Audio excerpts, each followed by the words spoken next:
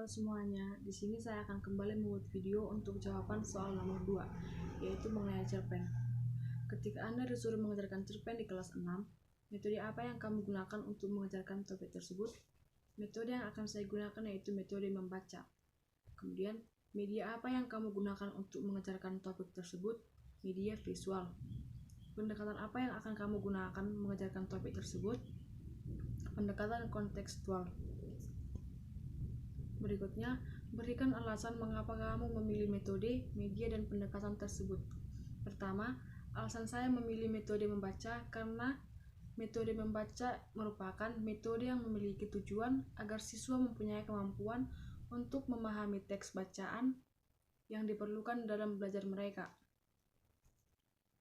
Yang kedua, alasan saya memilih media visual adalah karena media ini merupakan suatu media yang hanya dapat dilihat dengan menggunakan indera penglihatan, contohnya lukisan, gambar, ataupun pemandangan yang ada di sekitar kita, yang nantinya bisa mereka tuangkan dalam sebuah pemikiran yang berupa cerpen. Yang terakhir, alasan saya memilih pendekatan kontekstual adalah karena pendekatan ini merupakan suatu konsep belajar yang dimana pembelajaran dihubungkan dengan kehidupan sehari-hari, sehingga siswa diharapkan mampu menerapkan pengetahuannya di dalam kehidupannya. Sekian dan terima kasih.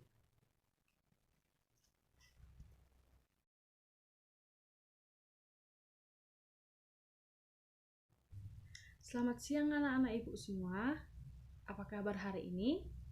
Ibu harap semuanya masih dalam keadaan sehat dan masih semangat untuk pelajaran hari ini. Namun, ada baiknya kita berdoa terlebih dahulu untuk memulai pelajaran kita hari ini. Doa dimulai. Doa selesai. Baiklah anak-anak ibu, hari ini kita akan membahas mengenai cerpen. Ada yang tahu apa itu cerpen? Tidak ada yang tahu? Cerpen itu adalah salah satu jenis prosa yang dimana isi ceritanya bukan kejadian nyata dan hanya dibuat-buat, dan jumlah kata di dalam cerita tersebut tidak lebih dari 10.000 kata, dan juga penulisan cerita pendek menggunakan gaya bahasa yang naratif, padat, dan langsung kepada inti cerita. Nah, ciri-ciri cerpen yaitu panjang karangan lebih kurang 3-10 halaman atau kurang dari 10.000 kata. Yang kedua, ceritanya singkat, pendek, dan padat. Yang ketiga, ceritanya fiktif dan rekaan. Yang terakhir, penokohannya sangat sederhana, singkat, dan tidak mendalam. Nah, cerpen ini memiliki 5 fungsi, yaitu yang pertama fungsi rekreatif. Fungsi rekreatif ini yaitu fungsi yang memberikan rasa senang, gembira, dan menghibur kepada para pembacanya. Fungsi yang kedua yaitu fungsi didaktif, yaitu fungsi yang mengarahkan dan mendidik para pembacanya karena nilai-nilai kebenaran dan kebaikan yang termuat di dalam cerpen. Fungsi yang ketiga yaitu fungsi estetis, yaitu fungsi yang memberikan keindahan bagi para pembaca karya sastra berupa cerita pendek. Fungsi yang keempat yaitu fungsi moralitas. Fungsi moralitas ini adalah fungsi yang mengandung nilai moral sehingga para pembacanya bisa mengetahui moral yang baik dan moral yang tidak baik. Dan juga diharapkan pembacanya bisa mengetahui akibat dari moral tidak baik bagi dirinya sehingga ia tidak melakukan moral yang tidak baik tersebut. Nah, fungsi yang terakhir yaitu fungsi religiositas, yaitu fungsi yang mengandung ajaran agama yang dapat dijadikan teladan bagi para pembacanya. Kemudian, apa-apa sajakah yang termasuk unsur-unsur cerpen? Nah, unsur-unsur cerpen ini terdiri dari 2 unsur. Yang pertama yaitu unsur intrinsik dan juga unsur ekstrinsik. Yang akan kita bahas pertama yaitu unsur intrinsik. Nah, unsur intrinsik adalah unsur yang membangun karya itu sendiri dan di mana unsur-unsur ini mencakup seperti tema. Tema adalah ide pokok sebuah cerita yang diyakini dan dijadikan sebagai sumber pada suatu cerita. Yang kedua yaitu latar, tempat, waktu, dan suasana yang terdapat dalam cerita, di mana pada sebuah cerita harus jelas di mana berlangsungnya, kapan terjadinya, dan suasana serta keadaan ketika cerita itu berlangsung. Yang ketiga yaitu alur atau plot. Nah, alur atau plot ini adalah susunan peristiwa atau kejadian yang membentuk sebuah cerita.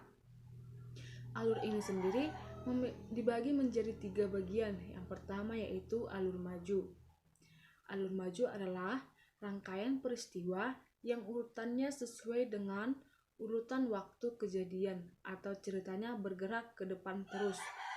Alur yang kedua yaitu alur mundur, yaitu rangkaian peristiwa yang susunannya tidak sesuai dengan urutan waktu kejadian atau ceritanya bergerak mundur atau flashback. Nah, alur yang terakhir yaitu alur campuran. Alur campuran ini yaitu campuran antara alur maju dengan alur mundur. Yang berikutnya yaitu perwatakan. Perwatakan ini menggambarkan watak atau karakter seseorang tokoh yang dapat dilihat dari 3 segi, yaitu dari dialog tokoh, penjelasan tokoh, ataupun penggambaran fisik tokoh tersebut. Nah, yang kelima yaitu tokoh. Tokoh adalah orang-orang yang diceritakan dalam cerita dan banyak mengambil peran dalam cerita. Tokoh ini juga dibagi menjadi 3 bagian. Yang pertama yaitu tokoh protagonis atau tokoh utama pada cerita. Yang kedua, tokoh antagonis, tokoh penentang atau lawan dari tokoh utama. Yang ketiga, tokoh tritagonis, tokoh penengah dari tokoh utama dan tokoh lawan. Nah, yang terakhir adalah nilai ataupun amanat. Nilai atau amanat adalah pesan atau nasihat yang ingin disampaikan oleh pengarang melalui cerita. Nah, unsur yang akan kita bahas selanjutnya yaitu unsur ekstrinsik. Unsur ekstrinsik itu sendiri adalah unsur-unsur yang berada di luar karya sastra, tetapi secara tidak langsung mempengaruhi bangunan atau sistem organisme karya sastra tersebut, di mana unsur ekstrinsik ini meliputi nilai-nilai dalam cerita. Nilai-nilai dalam cerita ini bisa seperti nilai agama, budaya, politik, ekonomi, sosial dan juga yang lainnya. Yang kedua yaitu latar belakang kehidupan pengarang. Yang ketiga, situasi sosial ketika cerita itu diciptakan. Nah, untuk materi cerpen cukup sekian yang dapat Ibu sampaikan. Jika ada yang kurang jelas atau yang ingin tanyakan, Ibu persilahkan. Apakah ada pertanyaan? Tidak ada yang ingin tanyakan? Baiklah, kalau memang tidak ada yang ingin tanyakan, sekarang Ibu ingin memberikan kalian sebuah tugas, di mana tugas ini akan kita kumpulkan di minggu depan di pertemuan selanjutnya. Nah, sekarang Ibu ingin kalian membaca cerpen yang ada di dalam buku kalian. Di situ terdapat beberapa cerpen. Nah, kalian bebas memilih cerpen mana yang ingin kalian baca. Kemudian nanti Ibu akan menyuruh kalian, setelah selesai kalian baca, Ibu akan menyuruh kalian untuk menceritakannya kembali dengan menggunakan kata-kata kalian sendiri. Nah, untuk tugas itu tadi tugas yang pertama. Untuk tugas yang kedua, Ibu ingin kalian mengamati apa-apa saja yang ada di ruangan kelas kita ini. Dan Ibu ingin kalian menuliskan pokok-pokok pikiran dari hasil pengamatan kalian itu. Dan juga nanti setelah kalian selesai menuliskan pokok-pokok pikiran yang kalian amati tadi, Ibu ingin kalian membuatnya ke dalam cerpen yang singkat, yang tidak terlalu panjang, seperti itu. Namun Ibu ingin cerpennya itu tadi memiliki unsur-unsur yang telah kita bahas sebelumnya, di mana dia mempunyai seperti tema ataupun tokoh atau amal atau alur. Intinya Ibu ingin di dalam cerpen yang ingin kalian buat itu terdapat unsur-unsur yang sudah kita bahas tadi.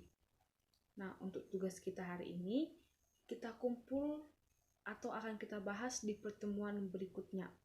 Berhubung karena waktu kita sudah mau habis, jadi tidak sempat lagi nanti kita bahas di sini. Dan itu menjadi tugas rumah kalian. Kalian bebas memilih topik yang akan kalian jadikan cerpen. Ada yang kurang jelas? Baiklah, jika sudah jelas semua. Mungkin cukup sampai di sini pertemuan kita hari ini.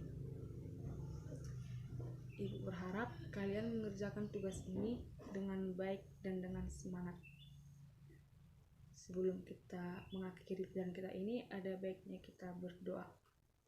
Doa dimulai. Doa selesai. Ya, selamat siang semuanya. Tetap semangat dan tetap menjaga kesehatan. Selamat siang.